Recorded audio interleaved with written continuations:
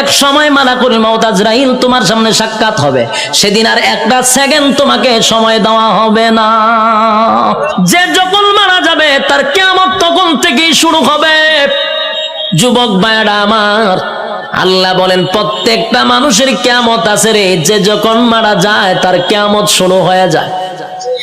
যেদিন মারা যাবেন আল্লাহ বলেন হিসাব নেওয়ার জন্য আল্লাহ পুনরায় আবার আমাদেরকে দাঁড় করাবে। আলোচনার শুরুতে একটা কথা বলছিলাম, আমরা কিন্তু এই পৃথিবীতে পরীক্ষা দিতে আসছি, ইয়াদ আছে না? পরীক্ষা দিতে আসছি। বলুন তো রেজাল্টটা কোথায় দিবে?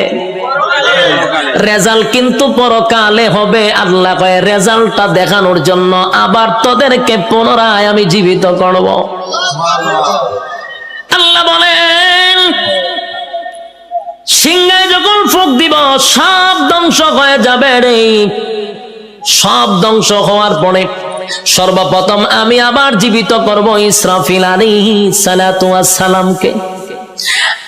আবার আল্লাহ বলবেন সিংহায় ফু মার।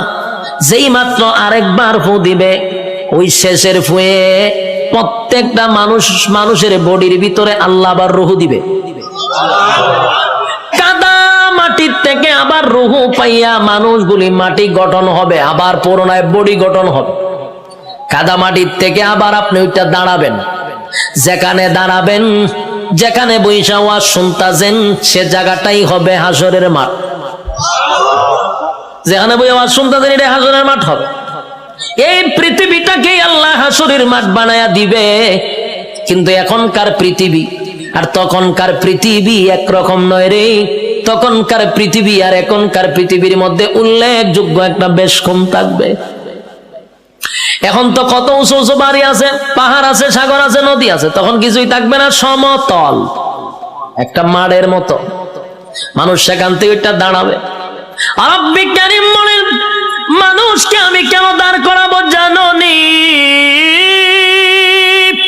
দুনিয়ার জমিনে পরীক্ষা দিছিলি আমি আল্লাহ, সেটার রেজাল্ট তোর হাতে ধরায়া দিব। মানুষ গিয়া জমা হবে হাসরের মাঠে। কেউ পানি পান করবে, কেউ কলিজা পাটা পিপাসা লইয়া হাসরের মাঠে দাঁড়ায়া থাকবে। একদিন নয় রে, 2 দিন নয়, 50,000 বছর দাঁড়ায়া থাকতে হবে। সাধারণ কথা না, সাধারণ কথা না। পানির পিপাসায় জিহ্বা কুকুরের মতো বাহির হবে। আল্লাহর পয়গম্বর বরকতে হাত দিয়ে কাউকে পানি পান করাবে, আর কেউ পানি না পান করে হাসরের মাঠে দাঁড়ায়া থাকতে হবে। 50,000 বছর বাড়ির কাছে না। সূর্যের তাপে মানুষের মাথার মগজগুলি গলে গলে পড়বে, জিহ্বাটাও বাহির হবে। এই অবস্থায় যে কত হাজার বছর মানুষগুলি একটা সময় বিরক্ত হইয়া চিৎকার দিবে আর বলবে মালিক রে, জান্নাতে দেও না হয় জাহান্নামেই দেও, হাসরের মাঠে আর ভালো লাগে না, সেখান থেকে আমাদেরকে সরায়া দাও। আদম নবীর থেকে লইয়া ঈসা রূহুল্লাহ পর্যন্ত মানুষ সবার কাছেই যাবে একটু আল্লাহর কাছে সুপারিশ করার জন্য। আদম নবীও বলবে ইয়া রাব্বি নাফসি, ইব্রাহিম আলাইহিস সালাতু ওয়াস সালাম বলবে ইয়া রাব্বি নাফসি, নূহ পয়গম্বর বলবে ইয়া রাব্বি নাফসি, মুসা নবী বলবে ইয়া রাব্বি নাফসি। এইভাবে 1,02,24,000 পয়গম্বর ইয়া ঈসা আলাইহিস সালাতু ওয়াস সালাম পর্যন্ত সবাই একটা কথা বলবে ইয়া রাব্বি নাফসি। আমার কি উপায় হবে? আজকে আল্লাহর সামনে কথা বলার সাহস কোন নবীর হবে না। কথা বুঝতেছেন আমার? আল্লাহ এত রাগান্বিত। এই যুবক ভাই, আলোচনার শুরুতেই বলেছিলাম আল্লাহর নাম রহমান, দয়া মায়া বেশি। কিন্তু আল্লাহর গজব আমরা এখনো দেখি নাই, সেটা হাসরের মাঠে দেখব। আল্লাহ সেদিন কাহার রূপ নিয়ে দাঁড়াবে, সেদিন আল্লাহর সামনে কথা বলার সাহস কোন নবীরাও পাবে না, শুধুমাত্র কেবলমাত্র আমাদের নবী ছাড়া। আদম নবীর থেকে লইয়া ঈসা রূহুল্লাহ পর্যন্ত একটা কথাই বলবে ইয়া রাব্বি নাফসি। আমার কি উপায় হবে গো? আল্লাহ খালি তোর তর্জন আর গর্জন দিবে, তর্জন আর গর্জন দিবে, আর বলবে নাফরমানরা আমার নিয়ামত খাইয়ে আমার নাফরমানি করছস, আজকে দাঁড়া কেউ কথা বলবে কিনা। আল্লাহ সেদিন বলবেন লিমানিল মুলকুল ইয়াউম, এই পৃথিবীর রাজা বাদশারা দাঁড়া, হামাইন্নারে ডাক দিব, নমরুদ্দারে ডাক দিব। আল্লাহ সেদিন বড় বড় ক্ষমতাশীলরে ডাক দিবে, নমরুদ্দা দাঁড়া, ফেরাউন্না দাঁড়া। আল্লাহ বলবেন সাজ্জাদ দাঁড়া। আল্লাহ এইভাবে আবু জাহেলকে ডাকবে, যত জালেম শাসক আছে সবগুলাকে আল্লাহ সেদিন ডাক দিবে। ভারতের দাদারেও ডাক দিব, ওয়াংশাংশচিরেও ডাক দিব, বুসারেও ডাক দিব, সবাইরে ডাক দিব। বেডাগিরি তো কম দেখাইছ না, আজকে দেখা কথা কন্যা দি। বেডাগিরি যারা বাংলাদেশও করো তারারও কিন্তু ডাক দিব, দাঁড় করাইব, দাঁড়া বেডাগিরি কম করছ না, নির্দোষ আলেমদেরকে সাইজ করছ, দাঁড়া আজকে দেখি তোর ক্ষমতা কতটুকু আছে। দাঁড়া, ক্ষমতা দেখকে লই আমি দাঁড়া। কেউ কথা বলবে না, নিস্তব্ধ হয়ে যাবে। কথা বলার সাহস আছে নি কেউ? এখন এনে কত বেড়াগিরি, এখন বেড়াগিরি অভাব নাই। সেদিন কেউ কথা বলবে না, কেউ কথা বলবে না। আল্লাহ তখন নিজেই কইব লিল্লাহিল ওয়াহিদিল কাহার, আজকের একমাত্র ক্ষমতা আমি আল্লাহ। এই ভয়াবহ পরিস্থিতিতে কেউ কথা বলার সাহস পাবে না। আল্লাহ নিজেই কোরআনে বলেন ইয়াউমা ইয়াফিরুল মারউ মিন আখিহি ওয়া উম্মিহি ওয়া আবি ওয়া সাহিবাতিহি ওয়া বানি। কিয়ামতের মাঠটা এমন হবে, মা তার সন্তানের পরিচয় দিবে না, সন্তান মার পরিচয় দিবে না, বাবা তার সন্তানকে চিনবে না, পরিচয় দিবে না, চিনলেও পরিচয় দিবে না। বালকেরা চিনবো, পরিচয় দিত না। স্ত্রী তার স্বামীরে পরিচয় দিবে না। কেন দিবে না? একটা নেকির কারণে। যদি আমার কাছে নেকি চায়, কেউ কাউরে পরিচয় দিবে না।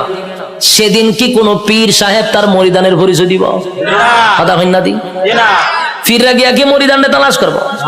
ফিরও বলবে ইয়া রাব্বি নাফসি। সাধারণ জনগণ যে স্লোগান দিবে, ফিরও সেই স্লোগান দিবে, কারণ ফিরের ক্ষমতা দুনিয়াতে আছে গরু ছাগল খাওয়ার, কিন্তু পরকালে এই ক্ষমতা নাই। পরকালে ফিডার ছুটে দৌড়াইব খালি। যুবক ভাই, কিয়ামতের মাঠে কেউ কারো হবে না। আল্লাহ সেদিন হিসাব নেওয়ার জন্য দাঁড় করাবে, একটা দল ডান দিকে আর একটা দল বাম দিকে। আল্লাহ যার কাছে হিসাব চাইব, রেজাল্ট যার হাতে দড়াইয়া বলবে হিসাব দে, আল্লাহর কসম জান্নাতের গ্রাণও সে পাবে না। আমার কথা বুঝতেছে? আজকে এই কথাটা সারা জীবন ইয়াদ রাখবেন। আল্লাহ যার কাছে হিসাব চাইব, হে কোনোদিন জান্নাতে যাবে না। হিসাব দেওয়ার মতো যোগ্যতা কারো নাই। আল্লাহ যারে জান্নাত দিব বিনা হিসাবই দিব। সুবহানাল্লাহ। যারে জান্নাত দিবে গো বিনা হিসাবে জান্নাত দিবে, কারণ হিসাব চাইলে বান্দা আটকা পড়ে যাবে। হিসাব চাওয়া মানেই হলো বিপদে পড়ে গেছ। আল্লাহ বামপন্থীদেরকে হিসাব নিবে। দুইটা দলে যখন মানুষ দাঁড়াইব, আল্লাহ তখন ফেরেশতাদেরকে বলবেন নাফরমান গুলাকে জিগা 24 ঘন্টাদের সময় দিছিলাম কোন কাজে ব্যয় করছে, আমি যে যৌবন কাল দিছিলাম কোন কাজে ব্যয় করছে, হিসাব দিত গো। হিসাবে আটকা পড়ে যাবে। আল্লাহ তখন ফেরেশতাদেরকে বলবে এটি নাফরমান, আমার দেওয়া নিয়ামত খাই আমার নাফরমানি করছে।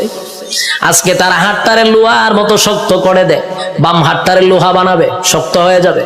আল্লাহ কয়টার ব্যাখ্যা করবো, কয়টা বুক বরাবর ঢুকা, বুক ছিদ্র করে, কলিজা ছিদ্র করে, পিছন দিকে টেনে বাম হাতটা বাহির করবে। নাউজুবিল্লাহ। বাম হাত বুক ছিদ্র করে পিছন দিকে বাহির করার পরে এবার হাত চলে গেল পিছনে, মাথা কিন্তু সামনে। আল্লাহ এবার দিব আমল নামা, ওই যে রেজাল্ট দুনিয়াতে যে পরীক্ষা নিছিল এই রেজাল্টটা হাতে দিবে। ফেরেশতারা কইবে আল্লাহ হাত পিছনের চেহারা সামনে। আল্লাহ কয় নাফরমানের চেহারাটা ভাঙ্গা মস্কাইয়া এরপরে পিছনে নিয়ে যা। যুবক ভাই, প্রথমে বলেছি আল্লাহর মায়া দয়া বেশি গো, তেমনি ভাবে আল্লাহর আযাব আর গজব বেশি রে। বাম হাতটা বুক বরাবর ঢোকাইয়া পিছন দিকে বাহির করিয়া গাঁটটা মস্কাইয়া ভাঙ্গা পিছনের দিকে নিবে, মরবেন না কিন্তু, কারণ মরণ নাই। গার ভাঙ্গা পিছন দিকে নিবে, নিয়ে আল্লাহ কইব নে রেজাল্টটা দেখ, ক্লাসও বইয়া কি করছিলি বান্দা একটু দেখ। বান্দা দেখবে আর বলবে মালিক রে, আমার প্রতি তুমি বেইনসাফি করো নাই, ইনসাফের বিচারটাই করছো।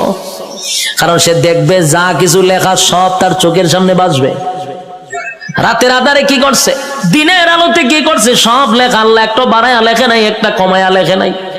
দেখ বান্দা, সেদিন আল্লাহ বলবেন এই নাফরমান আমার নাফরমানি করছে, এবার তাই মিজানের ফাল্লার যাইব, এখানে আমল নামা হালকা হয়ে যাবে। এরপরে যাবে ফুলসিরাতের কিনারায়, সেখানে যাওয়ার পরে দেখবে জাহান্নামটা তার জন্য উৎ পেতে বসা। আমার কথা নয় গো, আল্লাহ কোরআনে বলেন ইন্না জাহান্নামা কানাত মিরসাদা লিত্তাগিনা মাআবা লাবিসিনা ফিহা আহকাবা লা ইয়াযুকুনা ফিহা বারদান ওয়ালা শারাবা ইল্লা হামিমান ওয়া গাসসাকা জাযাআও ওয়াফাকা। আল্লাহ বলেন ইন্না জাহান্নামা কানাত মিরসাদা, নিশ্চয় জাহান্নাম তোর জন্য উৎ পেতে বসা। লিত্তাগিনা মাআবা, সীমা লঙ্ঘনকারীদের জন্য জাহান্নাম। লাবিসিনা ফিহা আহকাবা, এ ভাই যুগের পর যুগ জাহান্নামে থাকতে হবে। লাবিসিনা ফিহা আহকাবা, যুগের পর যুগ সেখানে অবস্থান করবে। লা ইয়াযুকুনা ফিহা বারদান ওয়ালা শারাবা, আল্লাহ বলেন সেখানে কোনো পানির ব্যবস্থা করা হবে না, ঠান্ডা পানির ব্যবস্থা করা হবে না। ইল্লা হামিমান ওয়া গাসসাকা, তবে চিৎকার যখন পানির জন্য মানুষ করবে তখন আল্লাহ একটা পানি দিবে। এই পানিটা হবে তোর শরীরের রক্ত, তোর শরীরের পোষ, বিষাক্ত পানিটা পান করার জন্য দিবে। পানি গরম টকবক, পানিটা পান করার পরে জাহান্নামীদের নারী বুড়ি সব বাহির হয়ে যাবে পায়খানার রাস্তায়। চিৎকার দিয়া বলবে মালিক, এমন পানি তো তোমার কাছে চাই নাই গো, এমন পানি তো তোমার কাছে চাই নাই, তোমার কাছে চাই নাই। এটা কেমন পানি দিলা, বেদনা বিষাক্ত বেড়ে গেল। আল্লাহ তখন যে জবাবটা দিব এর থেকে আরো ভয়ানক জবাব। আল্লাহ কয় জাযাআও ওয়াফাকা, বান্দারে এটা তোর কৃত কর্মের পূর্ণ ফল। এতক্ষণ ভাই যে শারীরিক কষ্ট, এই কথাটার কারণে মানসিক কষ্ট বেড়ে যাবে। আল্লাহ কয় এখন মজা বুঝ কেমন লাগে, আমার দেওয়া নিয়ামত খাইয়া আমার নাফরমানি করছ, আজকে মজা বোঝ। আমি তোরে পানি দিছিলাম দুনিয়াতে, ঠান্ডা পানি, মিষ্টি পানি। গরমের সময় টিউবওয়েলের পানিটা তোর জন্য ঠান্ডা করে দিছিলাম, এই শীতের সময় পানি গরম করে দিছিলাম। এত নিয়ামত খাইয়া তো আমি আল্লাহরে একবার ডাক দেস নাই, আজকে কেন আমারে ডাকস? খা এখন বিষাক্ত পানি খা, মজা বোঝ কেমন লাগবো। আর কষ্ট বেড়ে যাবে। বুলাবাসীরা, একটা কথা মন গড়া বলি নাই এতক্ষণ, যা বলছি কোরআনের বাহিরে একটা কথাও বলি নাই। কোনো গল্প বলার জন্য আমারে আনেন নাই, আর আমিও কোনো মাহফিলে গল্প বলিও না। যতক্ষণ বসছেন কোরআনের বাহিরে কোনো কথা শোনেন নাই। শেষ কিছু সময়, আমি আর সময় লম্বা করব না, কিছু সময় আপনারা আমার দেন, আমি ফিনিশিংটা দিয়া দিই। এবার আর শোন, বিরক্ত হইতেছেন? হ্যাঁ, বিরক্ত হলে আমার ডাবল সুবিধা। আমার মাথায় ব্যথা করতেছে, তারপর আপনাদের আগ্রহ দেখে ওয়াজ করতেছি, খারাপ লাগতেছে? বিরক্ত হইতেছে? কথাগুলি দিলের কান লাগায়া শুনেন। রব্বে কারীম কিন্তু হিসাব নেওয়ার জন্য আবারও দাঁড় করাবে, হিসাব নিবে, জাহান্নামে আপনার স্থান হবে। আল্লাহ কয় আমি তোরে নিয়ামত দিছিলাম আমার ইবাদত করার জন্য, গোলামি করলি শয়তানের, আমি আল্লাহর গোলামি করলি না। এখন মজা বুঝ, জাযাআও ওয়াফাকা। ছাইরা দিত না কিন্তু আল্লাহ। যুবক ভাই, এখন আসুন, একটা দল জাহান্নামে চলে গেল, আর একটা হলো ইল্লা আসহাবাল ইয়ামিন। আর একটা দলের কাছে আল্লাহ কোনো হিসাব চাবে না, বিনা হিসাবেই জান্নাত দিবে। বিনা হিসাবে জান্নাত। রব্বি কারীম বিনা হিসাবে জান্নাত দিবে গো। বিনা হিসাবে জান্নাত দিবে। ডানপন্থীদেরকে আল্লাহ ডান হাতে আমলনামা দিবে। ডান হাতে আমলনামাটা ডানপন্থীরা পাওয়ার পরে খুশিতে লাফাইতে লাফাইতে লাফাইতে থাকবে।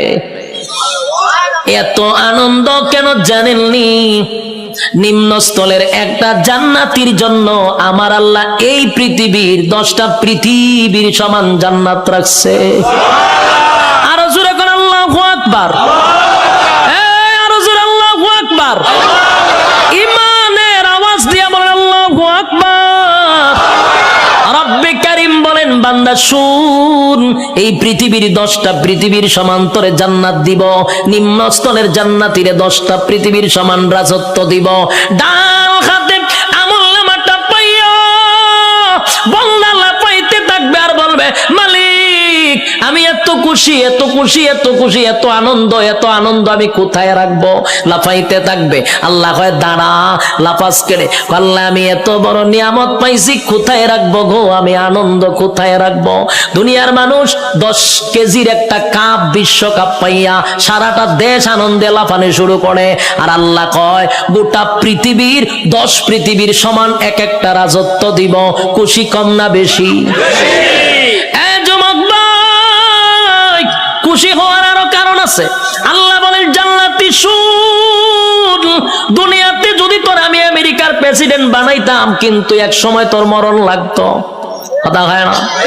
আমেরিকার প্রেসিডেন্টের মরণ আসেনি? বাংলাদেশে যারা রাজত্ব চালাইতেছে তার মরণ আসেনি? গোটা পৃথিবীও যদি রাজত্ব করত, জুলকারনাইন গোটা পৃথিবী রাজত্ব করছে, মরণ ছিল? বাদশা সুলাইমান গোটা পৃথিবীর রাজত্ব করছে, মরণ ছিল? নমরুদ্দা গোটা পৃথিবীর বাদশা ছিল, মরণ ছিল? বখতে নসর গোটা পৃথিবী রাজত্ব করছে, মরণ ছিল? তাহলে গোটা পৃথিবী রাজত্ব করলেও মরণ আছে রে। আর আল্লাহ বলেন 10 দুনিয়ার সমান একটা জান্নাতের রাজত্ব দিব, আর কোনদিন মরবি না। একটা জবান বন্ধ রাখবেন না, বলুন সুবহান। মরণ নাই, এর থেকে বড় আনন্দ আসেনি। মরণ নাই, মরণ নাই, মরণ নাই। জান্নাতে ঢোকার পর আর মরণ নাই। আল্লাহ কয় দাঁড়া, মরণ নাই, আরো খুশিতে লাফাইব। এত আনন্দ কোথায় রাখবো? এখন আর মরবো না। আনন্দের সুরে লাফাইতে থাকবে। আল্লাহ কয় দাঁড়া, লাফাইস না, আরো আছে। আল্লাহ কি আছে? বলে আর কোনদিন তুই বৃদ্ধ হবি না। পৃথিবীর কোন মানুষ কি বৃদ্ধ হতে চায়? কথা হইনা দি, কেউ বৃদ্ধ হতে চায় না। সাদা দাড়ি লইয়া সেলুনে যায়, গিয়া দেখবেন কালার কইরা খালা বানাই লইয়ে পড়ে। যদি জিগায় কালা করছত কেন নাইলে বুড়া দেখা যায়, তাহলে তার উদ্দেশ্য কোনো বুড়া হতে চায় না। বুড়া হতে চায় না রে। পৃথিবীর কেউ বৃদ্ধ হতে চায় না, বুড়া হতে চায় না। আল্লাহ কয় বুড়া হন লাগবো। কথা কোন ঠিক নেই? উপর দিয়া যতই কালো করো, ভিতরে বুড়া হইতেছে নি, চামড়া ঢিল হইতেছে। বৃদ্ধ হতে হবে। আল্লাহ কয় জান্নাতের ভিতরে নিয়ামত হলার কোনদিন বৃদ্ধ হবি না। 32 বছরের হায়াত দিব, কোনদিন বয়স 33 হবে না। আমার কথা বুঝছেন নি? বয়স কত হবে? 32 হবে, আর কোনদিন 33 হইতো না। বয়স আর বাড়বেও না কমবেও না, এইভাবেই থাকবো। যৌবন কমবেও না বাড়বেও না, প্রথম যেমন ছিল এমনই থাকবে। আল্লাহ বলেন আমি তনে কমপক্ষে 60 হাত লম্বা বডি বানায়া দিব, আদম নবীর মতো। সুবহান। আল্লাহ বলেন কণ্ঠ দিব দাউদ নবীর মতো। আল্লাহ বলেন সৌন্দর্য দিব ইউসুফ নবীর মতো। চরিত্র দিব মুহাম্মাদুর রাসূলুল্লাহর মতো। এতগুলা নিয়ামত দিয়া আল্লাহ বলেন জান্নাতের ভিতরে নিম্নস্থলের একটা জান্নাতীরে কমপক্ষে বউ দিব, কমপক্ষে 72টা। এটার আওয়াজটা কমে গেছে কেন? বউ দিব, এরপর আপনার খুশি না? ঘটনা না বউ উনলে ডরান। আর কেমনি খুশি? তখন মানুষ নির্যাতিত হইলো বউ দিয়া, হইতে পারে না, সইতে পারে না। বাস্তব না বাস্তব? সারা বাংলাদেশে খালি নারী নির্যাতন, পুরুষ নির্যাতন দেওয়া, এটা নিয়ে কোনো মাতামাতি নাই। এমপিরা পর্যন্ত ঘরের এমপির কাছে মাথা নত হইরা লায়, নির্যাতিত। কিন্তু এটা নিয়ে সরকার কোনো মাথা কামায় না। এর লিগে মানে বিয়া কত হলো ডরায়, ঠিক নেই? একবার হাত তুলে আল্লাহ আমার তুমি নেও, আমার নেও, আমার নেও, আমি আর থাকতাম না। বউ উঠতেছে রেখো আল্লাহ আমারও লিয়ে যাবো, তুমি দেখো তো আর মরে কিতা করতাম, ওইটা কিতা বলে তুই যখন আমার সাথে যাবে তার মরতাম করে আমি, তোর অশান্তিতে তুই আমি আল্লাহর কাছে পারতো না হতো যে মরতাম, তুই দেখে তোর সাথে আবার আমি যাইতাম, তুই গেলে আমি আর মরতাম করে। এখন বুঝেন বউ দিয়া কত অতিষ্ঠ হইছে, কি যন্ত্রণা। একেবারে আল্লাহর ওলির বউ কিন্তু একবার বালা না, কারণ রগ একটা তেরা করে আল্লাহ বানাইছে। আমি কিন্তু বুলাবাসীর কোন মহিলার প্রতি কথা কইতেছি না, আমি সারা বাংলাদেশের কথা কই, বুলা বাদ দিয়া নাহলে আবার মহিলার আন্দোলন করবো যে উজুর আর পাইছেন না, উজুর আর পাইছেন না। না মহিলার আমি আপনার দেশের মহিলাই দেখছি না, তা আমি মহিলার ব্যাপারে বদনাম করার দরকার আসেনি। মেয়ে আমার এলাকার কথা কইতেছি, কোন অসুবিধা আছে? আল্লাহ কয় জান্নাতে বউ দিব ওরা, জুড়ে কন ৭২ নিম্ন স্থলের জান্নাত, কোন রকম যারা জান্নাতে গেছে। আর স্পেশাল যদি হয় কিতা বুঝুন, বউর অভাব পড়বনি। জান্নাতের বউগুলা কেমন হবে? দুনিয়ার বউ নয় রে, দুনিয়ার বউ যত সুন্দরী হোক, প্রথম দেখার পরে আস্তে আস্তে বয়স বাড়ে, বাচ্চা কাচ্চা হওয়ার পর ভালো লাগে না, আস্তে আস্তে আকর্ষণ কমেনি, যেটা বাস্তবিটা কই না কেন আল্লাহ নিজে হইতে যে আকর্ষণ কমবে। কিন্তু জান্নাতি একটা হুর দিলে এর ভাই যে প্রথম চাইবেন 40 দিন সাওয়ার মধ্যে যাইব গা, সুবহানাল্লাহ। এই যে চাইছেন এই সাওয়ার মধ্যে 40 দিন শেষ, আল্লাহ কি পরিমাণ সুন্দর দিয়ে বানাইছে, সুবহানাল্লাহ। আল্লাহ রাসূল বলেন কোন হুর যদি থুতু ফালাইতো আটলান্টিক মহাসাগর, পুরা পানি মেশকে আম্বর হয়ে যেত গা। কোন হুর যদি হাত বাইর করে লাড়া দিত, সূর্য আর দরকার ছিল না, এটি যথেষ্ট। ওদিকে আমি খাইতাম নাম জায়গা এত নাম কয় একটাও ইয়াদ থাকে না, লাস্ট গুরুর ইয়াদ আছে। তো এই লোক যখন এতগুলা নাম কইছে, চিন্তা করলো এতগুলা নাম কইছে কোনটা কম কয়, আচ্ছা সব লইয়া যা। মেসিয়ারে আনতেছে, টেবিল সাজাইছে, খাইতেছে, খানা দেখকে মেসিয়ারে দে লক্ষণ বালা না। যে যিনি টেকা নে উনারে কি কয় ম্যানেজার, কেশিয়ার তো ম্যানেজার, ম্যানেজারের কাছে গেছে মেসিয়ারে গিয়ে কয় স্যার ওই যে লোকটা খাইতেছে দেখছেন নি? দেখছি তো। কাম না আমার একটা অনুমতি দেন। কি অনুমতি? কয়ের ইচ্ছা মতো কিন্তু ফিটাইতাম। ম্যানেজারে জিগা কাস্টমারে খানা খাইতেছে তুই ফিটাইতে কা? কয়ের লক্ষণ বালা না, যেই পরিমাণ খাইতেছে হিসাব দিতে পারতো না, তাই একটু ফিডামো।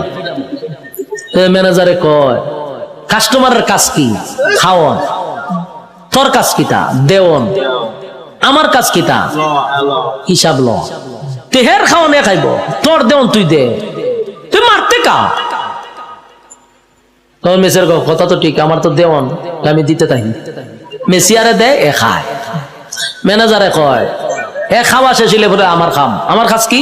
হিসাব নেওয়া। হিসাব না নিয়া, হিসাব না দিয়া বাড়ি তারবো, বাড়ি তারবো নি?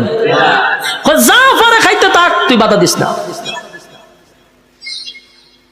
ঠিক তেমনি ভাবে আল্লাহ বলেন দুনিয়াতে মানুষ যেই পরিমাণ কাম কু কাম, দিনের কাম রাত্রের কাম সব কাম আমরা করি না, আমরার সাথেও কিন্তু ফেরেশতা থাকে, 24 ঘন্টা ফেরেশতা থাকে। আমরার কাম কু কাম দেখে ফেরেশতারাও আল্লাহর কাছে কয় আল্লাহ একটু অনুমতি দেন, কিতা কয় এর একটা আসার মাইরা জাগাত মুতায়া লাই। আল্লাহ জিগা ঘটনা কিতা? বলে যেই পরিমাণ করতা যে হিসাব দিতে পারতো না। আল্লাহও বলে তোর কাজ এর কাজ আকাম কুকাম করন দেখুন লিখতে রাখুন, আর এর কাম যত আকাম কুকাম করতে পারে, তোর কাজ কিন্তু ফিডন না, তোর কাজ দেখতে থাক, লিখতে থাক, যত কিছু আছে সবকিছুর হিসাব হইবা আমার কাছে। বন্দা যা পারে করো, হিসাব না দিয়া সামনে আগাইবার কোনো সিস্টেম নাই। কাজরের মাঠে আল্লাহ হিসাব নিব পাই পাই কইরা, সাইডা দিবনি। রব্বি কারীম বলেন প্রথম নাম্বার কথা হলো ফাহাসিবতুম আন্নামা খালাকনাকুম আবাসাও ওয়া আন্নাকুম ইলাইনা লা তুরজাউন। রব্বি কারীম বলেন এই অনর্থক বানাই নাই, অকারণে বানাই নাই। দ্বিতীয় নাম্বারে আল্লাহ বলেন বলেন ওয়ামা খালাকাতুল জিন্না ওয়াল ইনসা ইল্লা লিয়াবুদুন। রব্বে কারীম বলেন 2 নাম্বার হলো তোরে বানাইছি ইবাদতের জন্য। 3 নাম্বার আল্লাহ বলেন বান্দা তোরে বানাইতে গিয়া ওয়ালাকাদ কাররামনা বানি আদম, সমগ্র সৃষ্টি জগতের মধ্যে শ্রেষ্ঠত্ব দিছি। 4টা কসম করে বলছি বাংলা তোর থেকে সুন্দর আমি আল্লাহ কাউরে বানাই নাই, তোর থেকে সম্মান আর মর্যাদা আমি কাউরে দেই নাই। এরপর আল্লাহ বলেন এত কিছু দেওয়ার পরেও যদি তুই আমি আল্লাহর গোলামি না করস, ওয়ালাকাদ জারানা লি জাহান্নামা কাসীরাম মিনাল জিন্নি ওয়াল ইনস, আমি আল্লাহ আগুন দিয়া তোরে জ্বালাবো আর পোড়াবো। এরপরে রব্বে কারীম বলেন বান্দা শুন, ভালো করে শুন, এত নিয়ামত দিয়া তোরে ছেড়ে দিব না। আমি আল্লাহ কিন্তু পাই পাই পাই করে হিসাব নিব। কুল্লু নাফসিম বিমা কাসাবাত রাহিনা, প্রত্যেকটা মানুষ তার কৃত কর্মের জন্য আল্লাহর সামনে জবাব দিতে হবে। হিসাব ছাড়া ছেড়ে দিব না। রব্বে কারীম বলে হিসাব নিব গো, হিসাব ছাড়া আমি আল্লাহ কাউকে ছেড়ে দিব না। এই যে দুনিয়াতে যা করি সব হিসাব হবে। আল্লাহ বলেন শুন বান্দা, যখন প্রত্যেকটা মানুষের হায়াত শেষ হয়ে যাবে, মালাকুল মউত আজরাইল সামনে হাজির হবে, তার একটা কিয়ামত হবে। কি হবে? কিয়ামত কিন্তু 2 প্রকার, একটা হলো যার যার কিয়ামত, আর একটা হলো সমষ্টিগত কিয়ামত। কথা বুঝতেছেন? সাউন্ড একটু উঠান, একটু উঠান। একটা হলো যার যার কিয়ামত, আর একটা হলো সমষ্টিগত কিয়ামত। আল্লাহ রাসূল বলেন যার যার কিয়ামত সম্পর্কে বলেন মাম্মা তা ফাকাত কামাত কিয়ামাতুহু, যে যখন মারা যায় তার কিয়ামত তখন শুরু হয়। আমি যদি স্টেজে এখন মারা যাই, আমার কিয়ামত এখান থেকে শুরু হবে। আরেকটা হলো সমষ্টিগত কিয়ামত, সেই কিয়ামতটা হলো কিয়ামতে কুবরা, এটা বড় কিয়ামত। সেটা বাঁশির মাধ্যমে হয়। ইসরাফিল আলাইহিস সালাতু ওয়াস সালাম যখন বাঁশি ফু দিবে, আল্লাহ বলেন এই গোটা পৃথিবীর যা কিছু তোমরা দেখো বিশ্ব পরিস্থিতির পরিসমাপ্তি আমি ঘটায়া দিব। এটা হইল সমষ্টিগত কিয়ামত। ইদা জুলজিলাতিল আরদু জিলজালাহা, জমিনের মধ্যে তখন জালজালা শুরু হবে, ভূমিকম্প শুরু হবে। যখন যে একটা ভূমিকম্প হইছে 13 সেকেন্ড, 13 সেকেন্ডের ভূমিকম্পে সব শেষ হয়ে গেল। আর ওইটা যে শুরু হইব ওইটা 13 সেকেন্ড না, 13 ঘন্টা না, এটা চলতেই থাকবে। পাহাড় গুলি তুলার মতো উঠতে থাকবে। বিল্ডিং তো দূরের কথা, পাহাড় উইরে উইরে চলবো। এই ভূমিকম্প থামবে না। কুল্লু মান আলাইহা ফান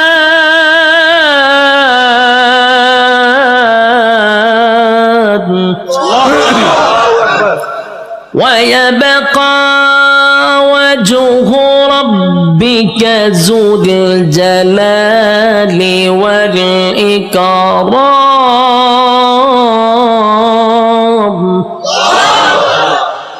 সব শেষ করব। এই অর্ডার কইও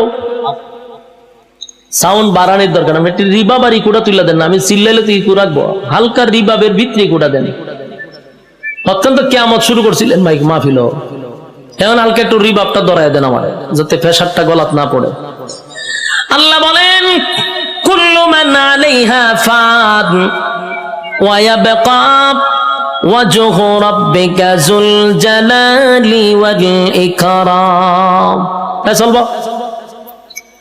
কুল্লু মান আলাইহা ফান, সব ধ্বংস হবে। ওয়া ইয়াবকা ওয়াজহু রাব্বিকা যুল জালালি ওয়াল ইকরাম, শুধু আল্লাহ ছাড়া সব ধ্বংস। আজরাইলও ধ্বংস, যে সিংহায় ফুক দিব সেও ধ্বংস হবে। মোট কথা কেউ থাকবে না। এটা হলো সমষ্টিগত কিয়ামত। আর প্রথম হলো যে যখন মারা যাবে তার কিয়ামত তখন থেকেই শুরু হবে। যুবক ভাইরা আমার, আল্লাহ বলেন প্রত্যেকটা মানুষের কিয়ামত আছে রে, যে যখন মারা যায় তার কিয়ামত শুরু হয়ে যায়। যেদিন মারা যাবেন আল্লাহ বলেন হিসাব নেওয়ার জন্য আল্লাহ পুনরায় আবার আমাদেরকে দাঁড় করাবে। আলোচনার শুরুতে একটা কথা বলছিলাম, আমরা কিন্তু এই পৃথিবীতে পরীক্ষা দিতে আসছি, ইয়াদ আছে না? পরীক্ষা দিতে আসছি, বলুন তো রেজাল্টটা কোথায় দিবে? রেজাল্ট কিন্তু পরকালে হবে। আল্লাহ কয় রেজাল্টটা দেখানোর জন্য আবার তোদেরকে পুনরায় আমি জীবিত করব।